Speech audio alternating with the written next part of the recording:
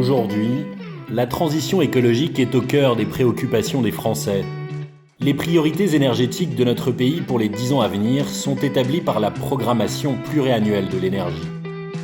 Le ministère de la Transition écologique rappelle que l'objectif est de permettre à la France de répondre à l'enjeu climatique et atteindre la neutralité carbone en 2050.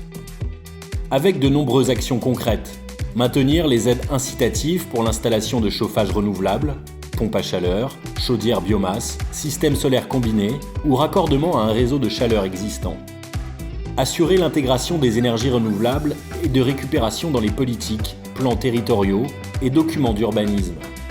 Contrôler dès sa mise en œuvre que la réglementation environnementale intègre un taux minimum de chaleur renouvelable dans tous les bâtiments neufs. Avec la PPE, cette proportion va progresser au rythme de 1,2 points en moyenne chaque année. Et enfin, lutter contre les passoires énergétiques.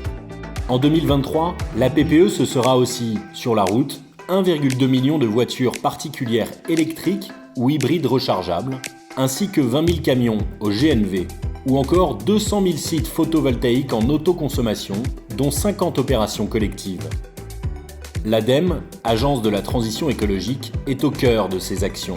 Son rôle est d'accompagner les citoyens vers la maîtrise de l'énergie. Cet enjeu majeur concerne chacun d'entre nous. Alors, adoptons les bons gestes au quotidien. Mais par où commencer ? Voici quelques exemples.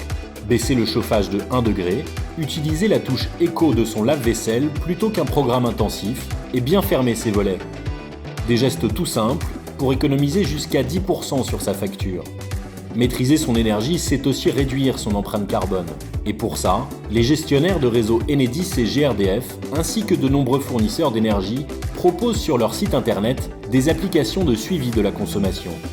Un suivi rendu possible grâce aux compteurs communicants. Basés sur les consommations réelles et non plus sur des estimations, les factures sont plus précises. Les foyers peuvent comparer leur consommation en fonction des périodes de l'année ou avec d'autres ménages au profil similaire. Aujourd'hui, près de 2 foyers français sur 3 sont équipés de compteurs communicants et bénéficient de ces nouveaux services. Et plus de 6 millions d'entre eux consultent et suivent leur consommation depuis leur compte client.